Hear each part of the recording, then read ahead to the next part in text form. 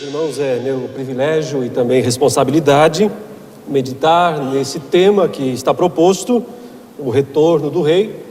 E ao contrário do que alguém possa pensar, não fui eu que sugeri esse tema para mim mesmo, já estava programado pela organização, mas evidentemente quando estava sendo sorteado entre os palestrantes os temas, e eu vi que esse tema estava lá, então eu me adiantei, obviamente, e tomei posse da bênção, Peguei esse tema com o qual eu tenho um pouco mais de familiaridade. Eu vou meditar brevemente nessa noite sobre esse tema com base numa passagem bíblica que eu gostaria que nós lêssemos. Aliás, é a mais conhecida, a mais famosa das passagens que descrevem a segunda vinda de Cristo. É Apocalipse 19, versos 11 até 21.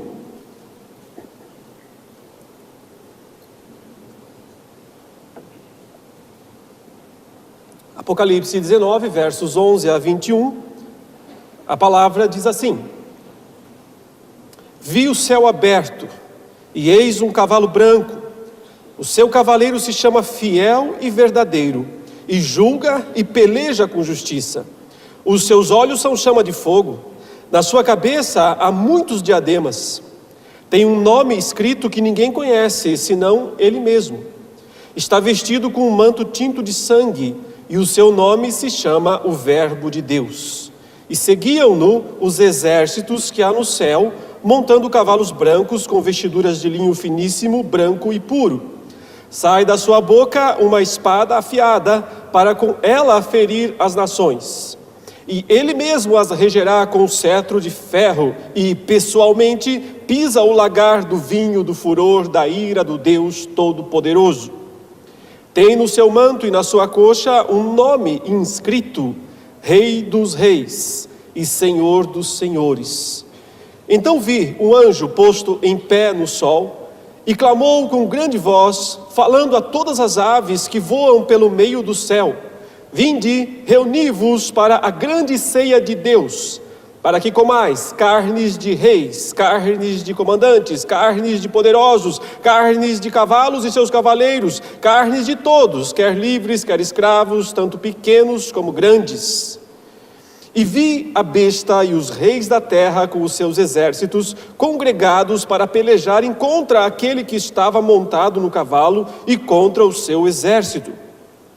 Mas a besta foi aprisionada, e com ela o falso profeta, que com os sinais feitos diante dela, seduziu aqueles que receberam a marca da besta e eram os adoradores da sua imagem. Os dois foram lançados vivos dentro do lago de fogo que arde com enxofre. Os restantes foram mortos com a espada que saía da boca daquele que estava montado no cavalo, e todas as aves se fartaram das suas carnes.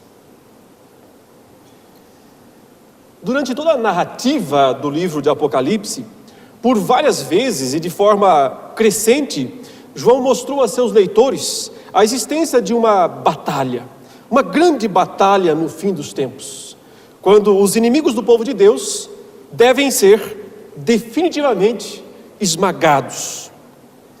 Porém, um fato curioso, se você prestar atenção ao ler o texto de Apocalipse, é que apesar dele mencionar 7 vezes essa batalha, esse confronto, esse momento da verdade no fim dos tempos, ele não descreveu detalhadamente a batalha em momento nenhum.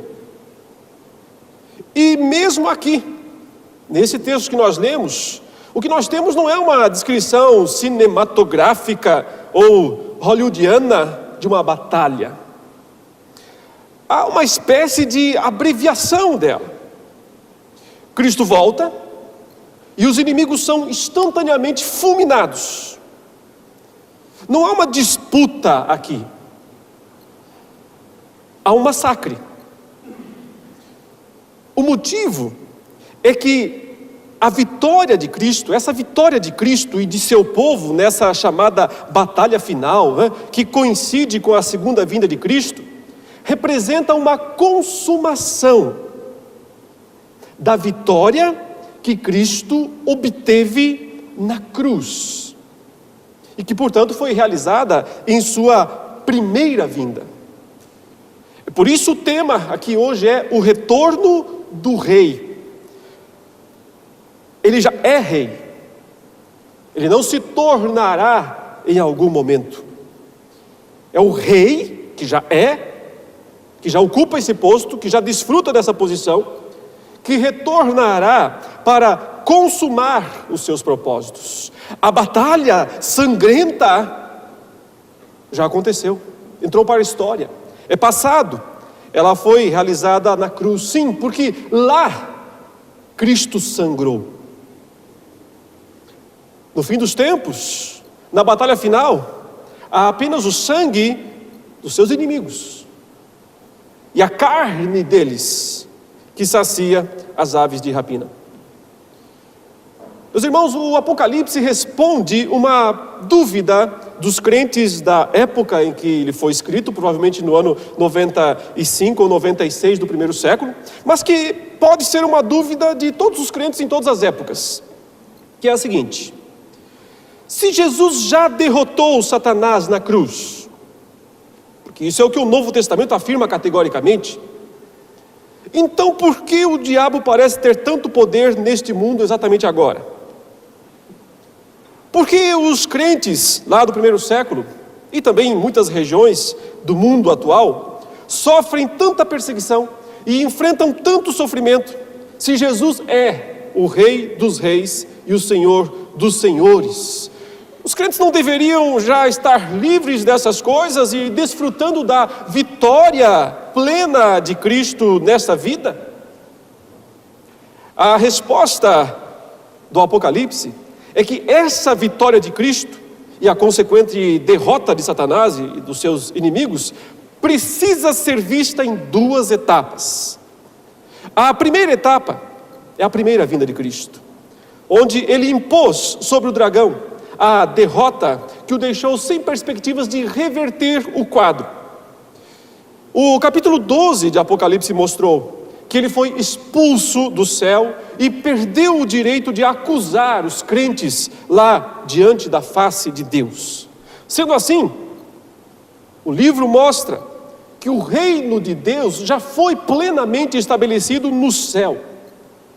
Porém, ele precisa ser transferido, por assim dizer, consumado ainda na terra.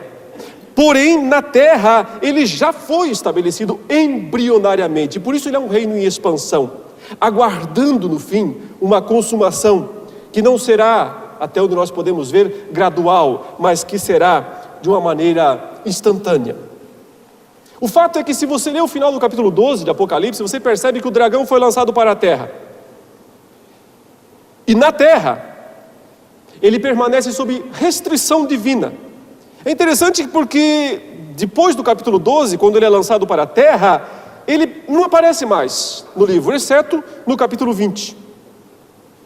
Mas quem aparece então nessa fase, nesse período todo, são seus instrumentos, seus aliados. Ele está sob restrição divina, porém foi-lhe concedido que ele atue através de instrumentos. Então, a partir do capítulo 13, João mostrou quem são e o que fazem esses instrumentos do dragão. Ele descreveu duas bestas, dois monstros. Um monstro, uma besta subindo do mar, e a outra da terra. E claramente, essas duas bestas, esses dois monstros, recebem a autoridade do dragão, ou seja, são seus representantes da terra.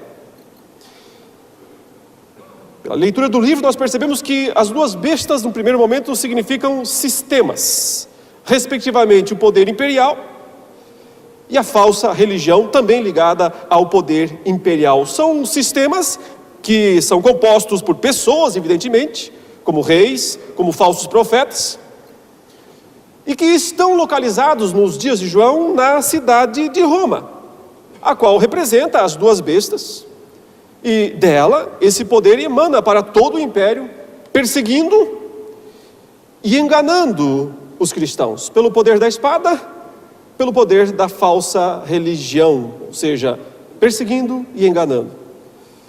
Porém, em seguida, João descreveu um terceiro instrumento ou aliado do dragão, também identificado com Roma, mas que representa outra faceta da sociedade daqueles dias: a grande meretriz Babilônia. Sim, esse é o lado sedutor do império, o lado sensual da idolatria e do comércio, através do qual os cristãos eram levados, induzidos, seduzidos para se tornarem infiéis a Deus. E desse modo, na figura de um rei, da primeira besta, de um profeta falso, da segunda besta, e de uma prostituta em Babilônia, nós temos uma tríade, os aliados do dragão, ou melhor, seus instrumentos para agir no mundo. Muitos crentes poderiam estar pensando naqueles dias que o grande problema que eles enfrentavam era a perseguição de Roma sob a figura da primeira besta. Porém, João mostrou outros dois perigos: o engano da falsa religião e a sedução dos prazeres idolátricos da grande cidade.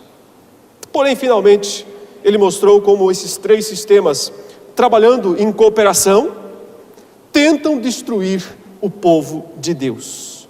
E aí está a explicação do Apocalipse para o motivo pelo qual os crentes sofrem tanta perseguição, tanto sofrimento, tanto desafio neste mundo, apesar de Satanás já ter sido derrotado por Cristo.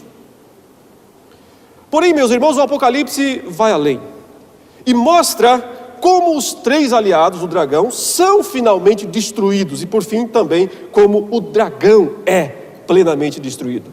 E ele narra isso seguindo a ordem inversa, como ele apresentou esses inimigos. Ele apresentou primeiro as duas bestas no capítulo 13, depois apresentou Babilônia no capítulo 14, descreveu ela em detalhes no capítulo 17, e então passou a mostrar a destruição de Babilônia no capítulo 18, e no final do capítulo 19, que é o que nós lemos, a destruição das duas bestas, restando para o fim, capítulo 20, apenas a descrição completa da destruição de Satanás. Há 4 cenas marcantes nesse texto que nós lemos e que nos levam a meditar no que é, no que significa, no que será o retorno do nosso rei. A primeira cena que nós temos é do guerreiro celeste. O verso 11 diz: vi o céu aberto e eis um cavalo branco. A primeira vez que João viu esse céu aberto foi quando aquela voz o chamou para ir até o céu, a fim de contemplar as coisas que deviam acontecer em breve, Apocalipse 4, verso 1. Porém, naquele momento, João viu apenas uma porta aberta, e foi dito que ele deveria subir e passar por ela. E assim, a realidade celeste, invisível aos olhos humanos, foi descortinada, foi revelada, no melhor sentido do termo Apocalipse, foi revelada para João. Lá ele enxergou o trono de Deus e as incontáveis criaturas celestes que o rodeiam. Ele viu o momento sublime da coroação de Cristo, no capítulo 5, quando o Cordeiro se aproximou do trono e tomou o livro da mão direita daquele que estava sentado, e todas as criaturas celestes então começaram a cair umas após outras, prostradas diante de Cristo. Esse foi o momento maior da história celeste, quando Cristo é coroado Rei dos Reis e Senhor dos Senhores, no sentido redentivo, no sentido para aplicar sua redenção no mundo. Glorificado, portanto, ele pode mandar o Espírito Santo e pode consumar, terminar a sua obra de expansão, de pregação do seu evangelho em todo o mundo. A primeira figura, naquele momento, quando ele vê uma porta aberta apenas, representa algo parcial, mas agora o próprio céu está aberto, o que aponta para a plena revelação das verdades mantidas ocultas até este momento. E a primeira figura que João vê saindo desse céu aberto é um cavalo branco, no grego, o riptos leukos, branco cavalo. Essa é exatamente a mesma expressão para a descrição daquele cavalo, outro lá que foi liberado do primeiro selo do livro, no capítulo 6, quando o cordeiro abriu. E por isso impressiona que tantos intérpretes tenham tanta relutância em relacionar os dois cavaleiros, os dois cavalos. Até mesmo o Gregory Bill, talvez o maior expositor de Apocalipse da atualidade, vê o primeiro como uma provável paródia de Cristo. Mas não há nenhuma paródia nessa relação, os termos são idênticos. O cavalo do primeiro selo precisa se relacionar diretamente com o cavalo branco do capítulo 19. Ou então os símbolos de Apocalipse não fazem mais qualquer sentido, nem seguem qualquer lógica. Mas o ponto é simples. No primeiro selo, ele representa Cristo através da conquista efetuada em sua primeira vinda. Ou seja, a vitória do Evangelho e o direito de que esse Evangelho seja pregado em todas as tribos, raças, línguas e nações, o mundo. E como fará isso? Como será pregado? Através da igreja, capacitada pelo Espírito Santo, que veio para tornar o povo de Deus testemunha em Jerusalém, Judeia, Samaria e até aos confins da terra. É por isso que Cristo diz: todo poder me foi dado nos céus e na terra. Vão e façam discípulos, preguem o Evangelho a toda criatura. Eu estou convosco todos os dias. A garantia do sucesso é Cristo, a presença dele. Primeiro, a autoridade dele. Eu recebi toda a autoridade no céu e na terra. Agora eu compartilho essa autoridade com o meu povo, para que vão e para que façam esses discípulos. E assim ele sai vitorioso e para vencer, porque o Evangelho é o poder de Deus para a salvação de todo o que crê, primeiro do judeu, mas também do grego. Mas aqui no capítulo 19, ele representa, o símbolo representa o Cristo vitorioso da segunda vinda. Quando então ele retorna para destruir de uma vez por todas os seus inimigos. Assim, o arco que atinge os eleitos do primeiro cavaleiro, isso na interpretação de Vitorino de Petóvio, lá ainda no quarto século, o arco que atinge os eleitos, agora é a espada que vem para destruir os seus inimigos. As descrições de Cristo a partir do versículo 11 são muito emblemáticas. Ele fala: o seu cavaleiro se chama fiel e verdadeiro, e julga e peleja com justiça. Os seus olhos são chama de fogo, na sua cabeça há muitos diademas, tem um nome escrito que ninguém conhece senão ele mesmo. Está vestido com um manto tinto de sangue, e o seu nome se chama o Verbo de Deus. O interesse de João é descrever o cavaleiro. E ele faz isso relembrando alguns dos títulos que já foram dados a Jesus ao longo do livro. E ele reúne aqui 7 títulos ou descrições de Cristo. Primeiro, fiel e verdadeiro, está lá em Apocalipse 3,14. Segundo, julga e peleja com justiça, está lá em Apocalipse 16,7, também no 19,2, no início desse capítulo. Olhos como chama de fogo, Apocalipse 1,14, 2,18. Na cabeça muitos diademas, 6,2, 14,14. Nome secreto, está lá em Apocalipse 2,17, também está no 3,12.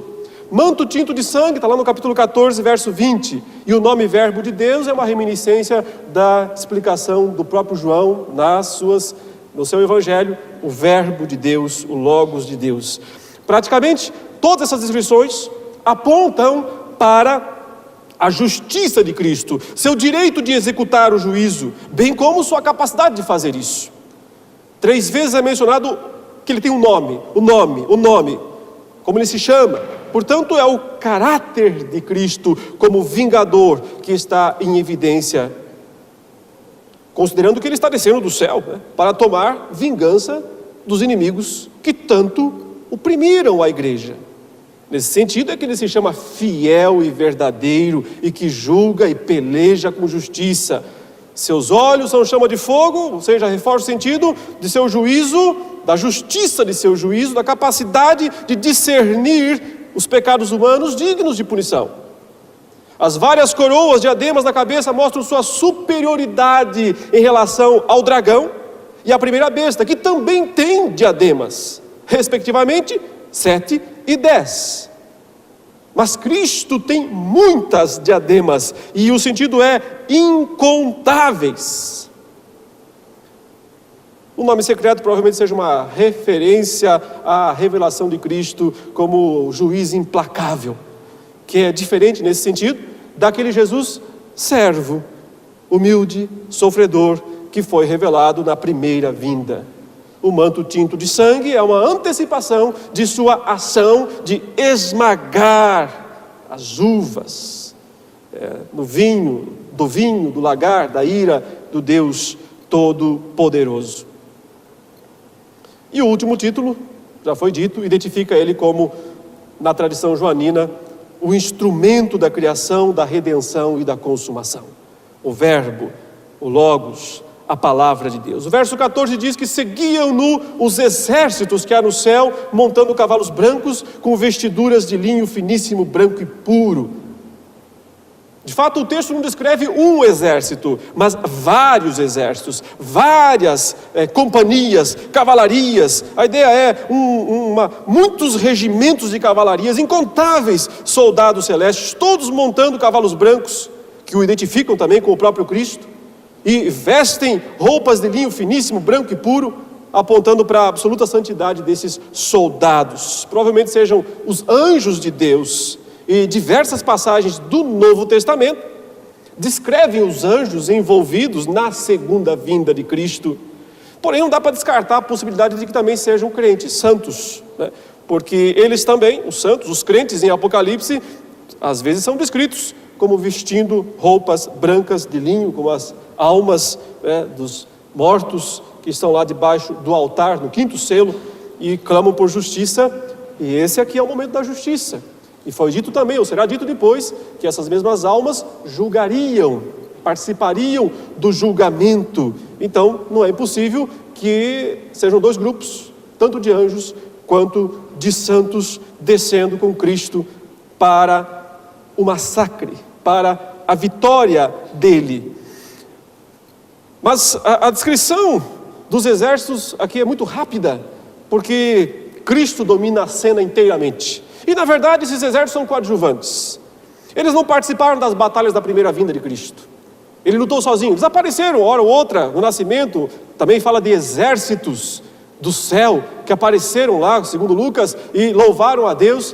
São coadjuvantes, eles não lutam, eles não participam da batalha. Eles assistem, são espectadores. O que nós temos aqui é um guerreiro solitário, desde o começo. Cristo venceu sozinho a sua primeira batalha, a primeira vinda, e vence sozinho sua batalha final. Por quê? Porque sai da sua boca uma espada afiada, diz o verso 15, para com ela ferir as nações. E ele mesmo as regerá com o cetro de ferro, e pessoalmente, em pessoa, pisa o lagar do vinho, do furor, da ira do Deus Todo-Poderoso. Quantas palavras, né? Para descrever uma só sentença. Tem no seu manto e na sua coxa o nome escrito Rei dos Reis e Senhor dos Senhores. Ao padrão 7 e 4, tão comum em Apocalipse, agora temos um padrão de 4 outra vez. São mais 4 descrições para Cristo. Ele tem a espada afiada que sai da boca para ferir as nações. Ele regerá as nações com cetro de ferro. Ele pisa pessoalmente o lagar do vinho da fúria. E ele tem o nome escrito na coxa e no manto, que o nome é Rei dos Reis e Senhor dos Senhores. Todas essas descrições apontam para o domínio de Cristo sobre as nações rebeldes. O castigo que ele imporá sobre elas, através da espada que sai da sua boca, a palavra, né? Reminiscência de Isaías 11:4, Isaías 49:2.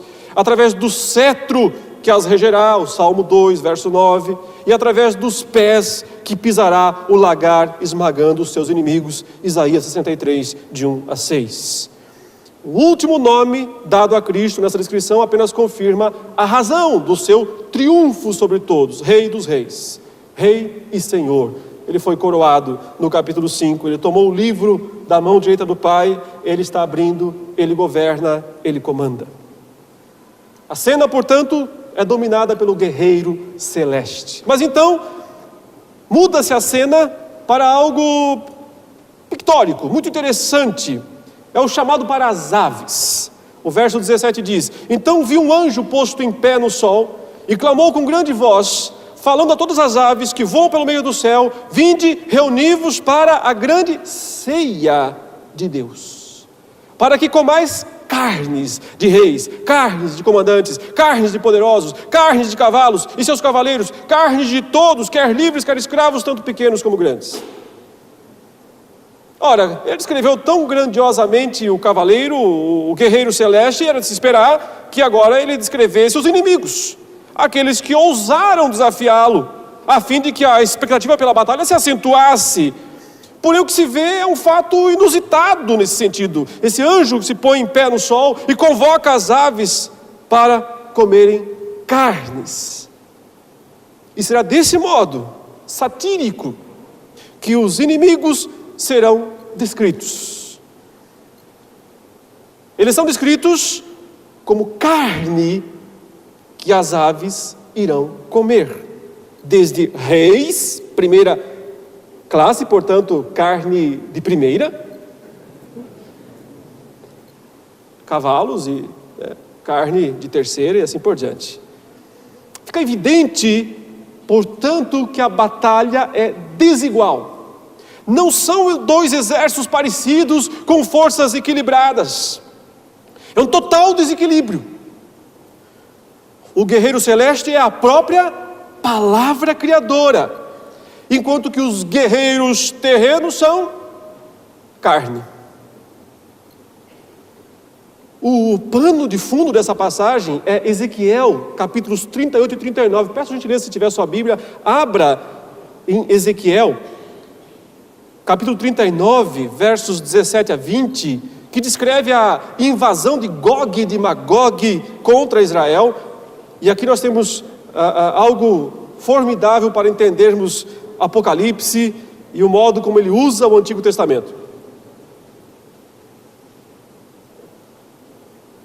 Verso 17 de Ezequiel 39 diz assim: Tu, pois, ó filho do homem, assim diz o Senhor Deus, dize às aves de toda a espécie e a todos os animais do campo: ajuntai-vos e vinde, ajuntai-vos de toda parte para o meu sacrifício, que eu oferecerei por vós, sacrifício grande nos montes de Israel, e comereis carne, e bebereis sangue, comereis a carne dos poderosos, bebereis o sangue dos príncipes da terra, dos carneiros, dos cordeiros, dos bodes, dos novilhos, todos engordados em Bazã, do meu sacrifício que oferecerei por vós. Comereis a gordura até vos fartardes, e bebereis o sangue até vos embriagardes. À minha mesa vós vos fartareis, de cavalos e cavaleiros, de valentes e de todos os homens de guerra, diz o Senhor Deus. A descrição de uma batalha do Antigo Testamento, uma profecia da destruição dessas nações, Gog e Magog. Portanto, e essa batalha aparece várias vezes ao longo do livro, essa menção a Gog e Magog, mas literalmente só no capítulo 20. Daqui a pouco eu tentarei resumir o motivo disso. Mas o fato é que essa batalha aqui de Ezequiel, capítulo 38 e 39, é o pano de fundo da grande batalha final esperada na segunda vinda de Cristo. É verdade que a lista de guerreiros que servirão de ceia para as aves em Apocalipse é um pouco diferente, ela não segue estritamente a lista de Ezequiel, estando mais apropriada aos dias de João, descrevendo reis, os generais, os comandantes de milhares, os famosos Quiliarcom, de 1000, comandante, príncipe de 1000, os generais daqueles dias, os poderosos, os soldados representados nos cavaleiros com seus cavalos. Mas resume dizendo: carne de todos, livres e escravos, pequenos e grandes.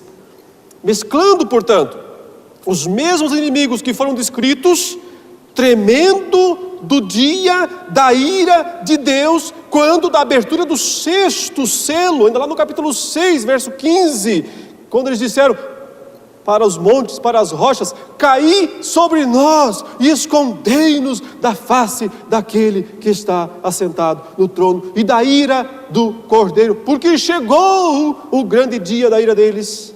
E quem é que pode suster-se? Ciclo, recapitulação, retomando temas. Apocalipse faz isso o tempo todo. Por isso todos os homens ímpios estão aqui, a fim de servirem como alimento para as aves, os corvos.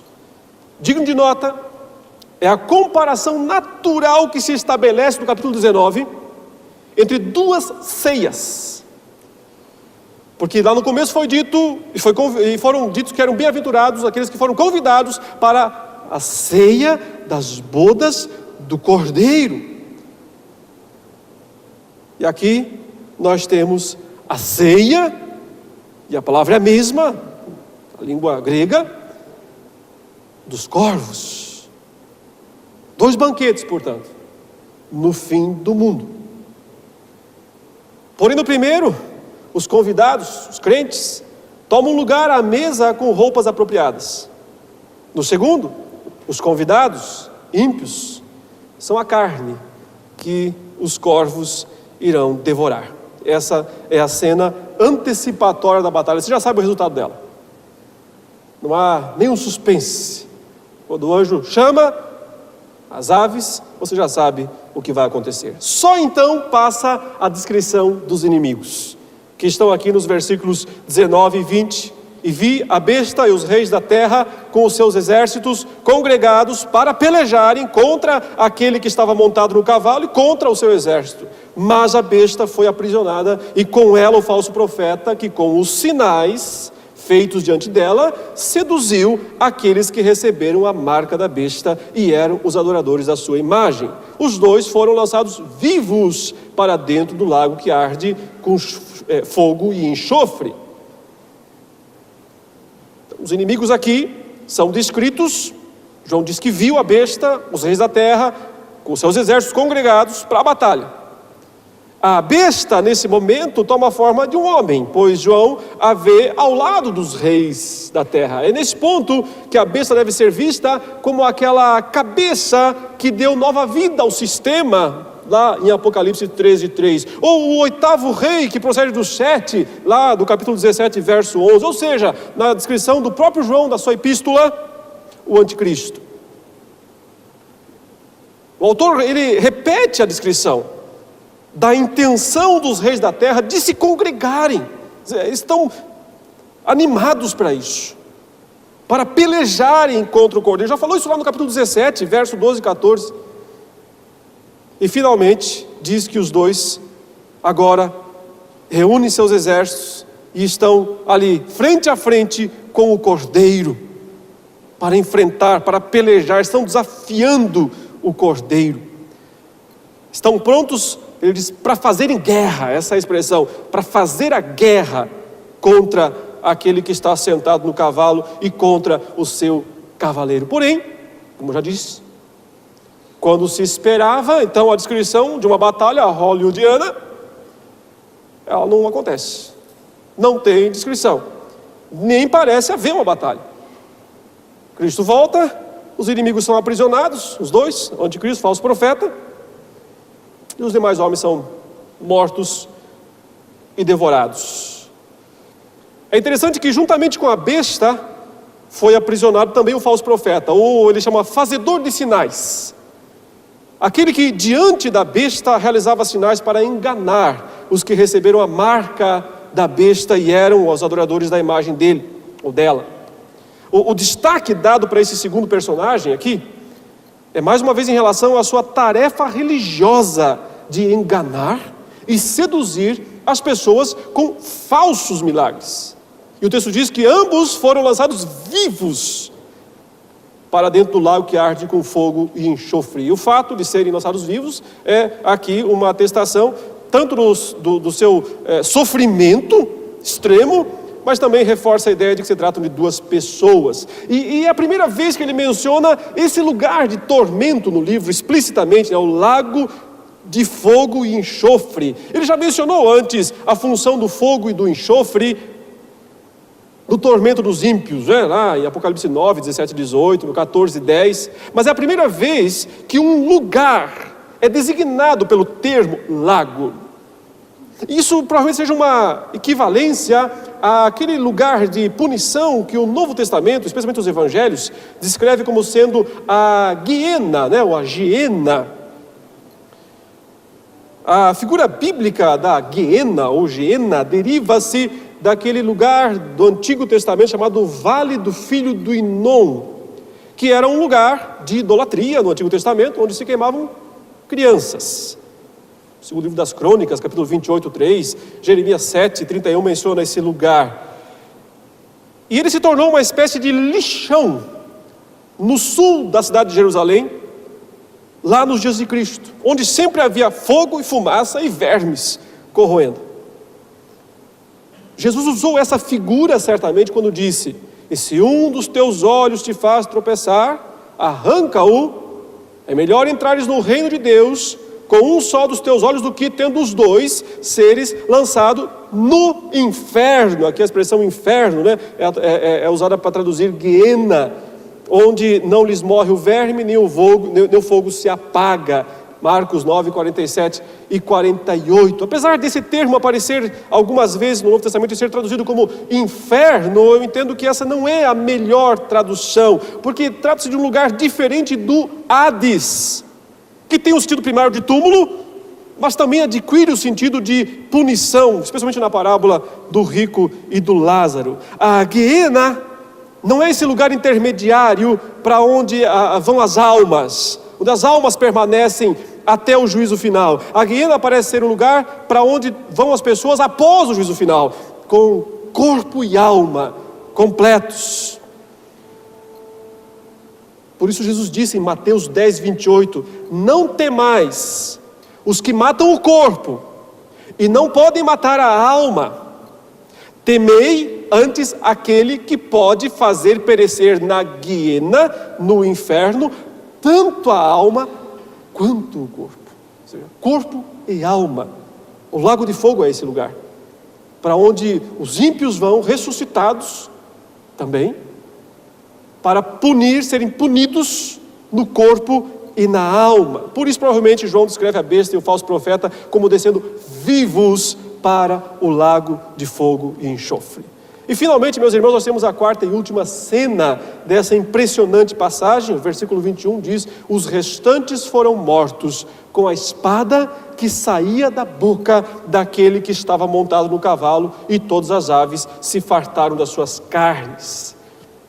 Assim como não houve batalha ou esforço para aprisionar e lançar para o lago de fogo os dois grandes inimigos, também não há qualquer esforço para destruir os restantes. Com economia de palavras e até um desconcertante desequilíbrio descritivo, João diz: os restantes foram mortos com a espada que saía da boca daquele que estava montado no cavalo. Simples assim. Ou seja, a maior parte da frase descreve o instrumento que exterminou os restantes, o resto. Mas esses restantes, esse resto, são aqueles que estavam lá antes, os reis, os poderosos, os comandantes, todo escravo, todo livre, ou seja, todos.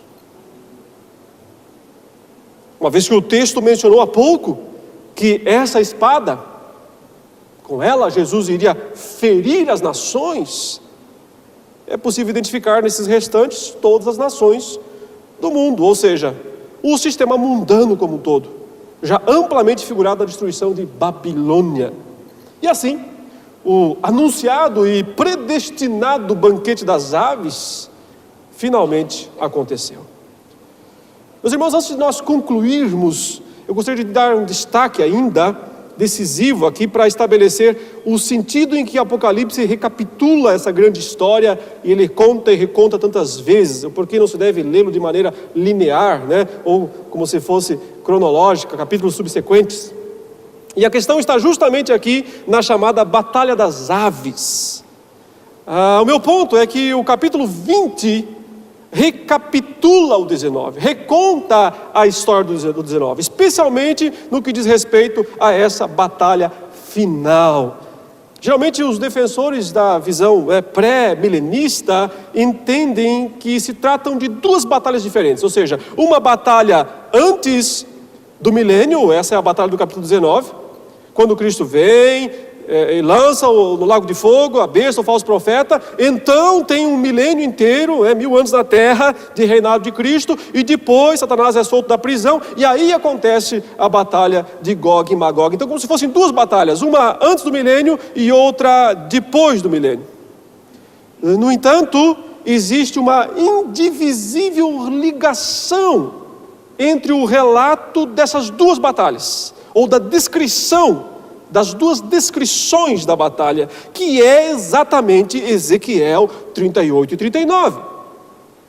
O relato da batalha de Gog e Magog, porque as duas descrições, tanto a do capítulo 19, do Cavaleiro Branco, quanto a do capítulo 20, quando Satanás é solto da prisão e sai enganar as nações, Gog e Magog, se baseiam no texto de Ezequiel 38 e 39, ou seja, quando Gog e Magog invadem Israel.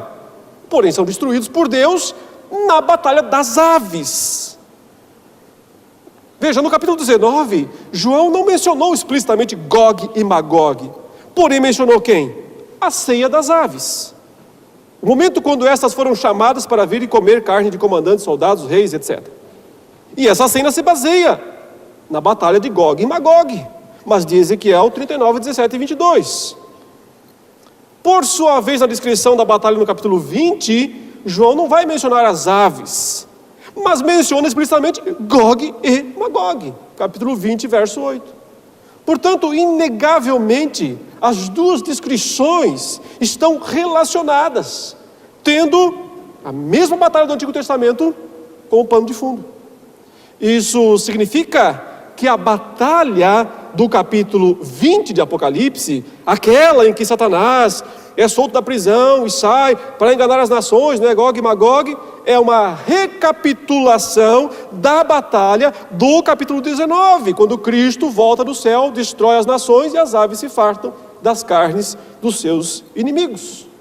E isso põe fim à ideia de que os eventos do capítulo 20 acontecem depois dos eventos do capítulo 19, porque eles não acontecem depois, eles recapitulam esses mesmos eventos. Na verdade, dentro do objetivo literário da repetição, João deixou para a última vez que conta a história, para o fim, a explicação sobre como o dragão foi destruído. Isso é um objetivo literário. Deste modo, ele narra outra vez no capítulo 20, a mesma batalha do 19, mas agora a câmera está focada no dragão.